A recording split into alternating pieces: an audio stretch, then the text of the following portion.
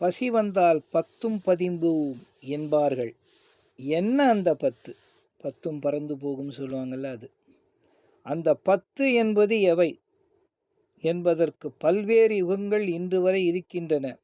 ஆனால் திருமூலரோ அறிவே 10 என்கிறார்.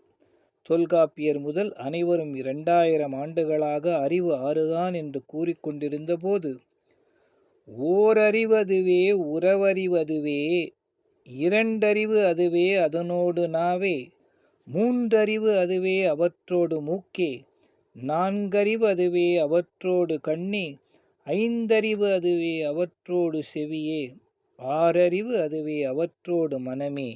இதற்கு சான்றாக தொல்காப்பியம் கூறும் 6 அறிவுகளை இந்த பாடல் விவரித்த போதும், பிறகு உதித்த திருமூலர் முதலாக அறிவு 10 என்கிறார். என்ன அறிவு அந்த 10 அறிவு என அறிய அவரின் அந்த அற்புத பாடலை பார்ப்போமா? உற்றறிவு 5ம் உணர்ந்தறிவு 6ம் 7ம், சுற்றறிவு 8ம் கலந்தறிவு 9ம், பற்றிய 10ம் பல்வகை நாழிகை அற்றறியாது அழிகின்றவாறே. ஐம்புலன்களில் ஐம்பொறிகள் பொருந்தி அறிந்து கொள்வது முதல் 5 வகை அறிவாகும். இந்த அறிவை அவற்றினின்றும் வேறாக இருந்து மனதால் அறிந்து கொள்வது 6வது அறிவாகும். பொருட்களின் நன்மை தீமைகளை ஆராயும் அறிவு 7வது அறிவு. கல்வியால் பெறுவது 8வது அறிவு. அனுபவத்தால் பெறுவது 9வது அறிவு. இந்த 9 அறிவுக்கும் காரணமானவர் பரம்பொருள் என்று அறிந்து கொள்வது பதிஞானம் என்னும் 10வது அறிவு.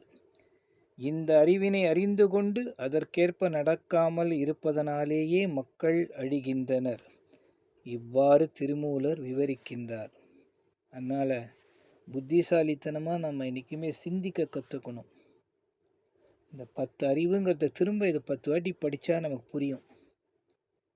புரிஞ்சுட்டு இதுக்கேற்ற மாதிரி நம்ம நடந்துட்டாலே நம்ம வாழ்க்கை சிறப்பாக இருக்கும். அதுதான் நற்பவி நற்பவி நற்பவின்னு நான் சொல்கிறது. என்றைக்குமே பாசிட்டிவாக திங்க் பண்ணணும். நம்ம யாருன்னு உணரணும். இதெல்லாம் நடக்கிறதுக்கு ஒரு பரம்பொருள் இருக்காருன்ற நம்பிக்கை நம்ம இல்லை. நாளைக்கு காத்தால எழுந்து போன்ற நம்பிக்கையில் தான் தூங்குகிறோம்.